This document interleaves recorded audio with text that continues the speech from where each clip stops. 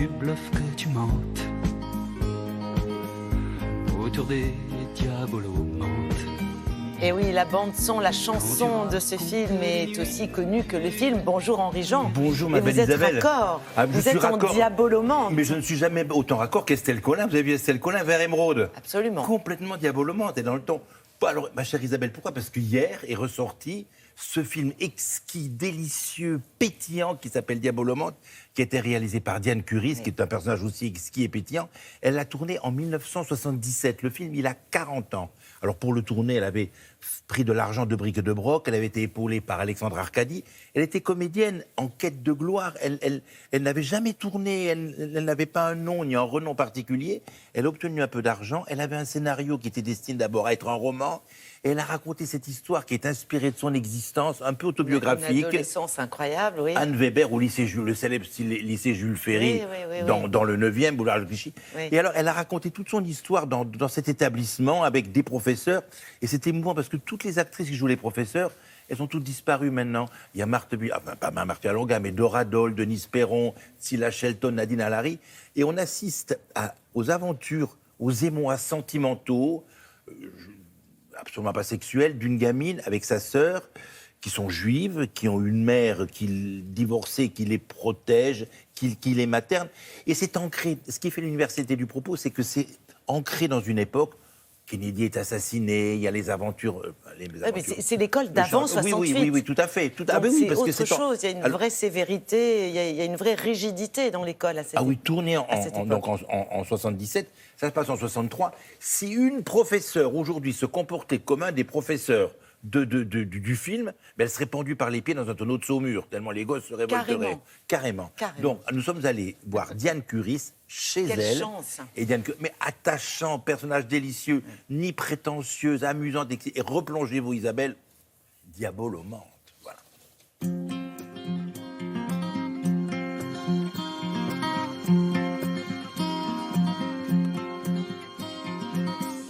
Dans tes classes de lycée, il y a tes rêves. Diabolomante, c'est ma petite Madeleine préférée. Il m'a de nouveau cueillie, il m'a de nouveau touchée. J'ai de nouveau aimé regarder Léonore Clarvagne et Odile Michel. Ma sœur Anne, elle rentre en 4e. Muriel, une nouvelle. Bonjour. Devine qui on a en lycée Géo. Spéronet. C'est mon film qui a le mieux marché. C'est sûr que j'ai une affection toute particulière. Ça raconte mon enfance. C'est vraiment un film ancré dans son époque à Paris. C'est le lycée Jules Ferry, c'est la place Clichy, la blouse beige, le nom brodé en rouge sur la blouse, l'espèce de rigidité de l'éducation. Tu ne veux jamais me croire quand je dis que les profs, ils s'en foutent. Les profs, ils ont toujours raison avec elle. Je vais vous décaper, ma petite, vous allez voir. Le professeur un peu qui communiquait pas, on les comprend, ces pauvres gamines, elles sont malheureuses. 5 ans plus tard, mai 68 va tout bouleverser. Quand j'ai écrit le film, les choses venaient très facilement, très naturellement. C'était une liste de souvenirs que j'avais. Je me rappelais que quand j'ai vécu mon enfance, tous les moments de douleur, de souffrance, de malheur, peut-être même aussi les moments heureux, j'avais l'impression de les vivre pour pouvoir les raconter un jour. Je racontais la vie de toutes les adolescentes, non seulement des années 60, mais aussi des années après. C'est-à-dire le mal-être de cette époque, l'inquiétude sur la sexualité. C'est ça qui fait la comédie dans Diabolomante. Moi, j'ai couché avec un garçon. Si, c'est vrai. Alors? Bah rien. Je suis allée chez lui, enfin, chez ses parents. On est monté dans sa chambre et il m'a embrassé sur la bouche. La bouche ouverte? Bah ouais. C'est dégueulasse. Faut que tu bluffes, que tu mentes.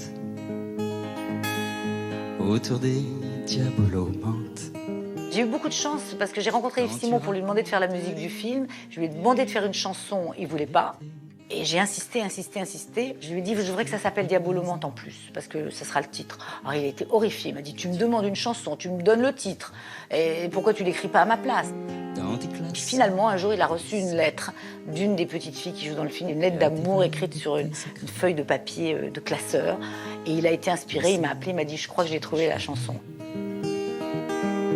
Des mots d'amour et de tendresse, des mots de femme. Ça a été un tube assez incroyable et je pense que ça a contribué beaucoup au succès du film. C'est le film qui m'a fait éclore, qui m'a fait connaître et qui m'a fait surtout découvrir un métier que j'aime plus que tout. Puis le succès, ça vous change, bien sûr, ça vous donne confiance en vous. Ça m'a fait péter les plombs pendant 2-3 mois. C'est l'Amérique surtout, quand on m'a invitée aux États-Unis, ça s'appelait Peppermint Soda. Et puis tout à coup, on m'ouvrait toutes les portes. J'étais la petite coqueluche pour 15 jours de Hollywood. C'est un moment de ma vie charnière, assez fantastique. Et puis je suis née avec ce film, quoi. Au fond, c'est ma deuxième naissance. J'ai vraiment une nostalgie de ce film, parfois.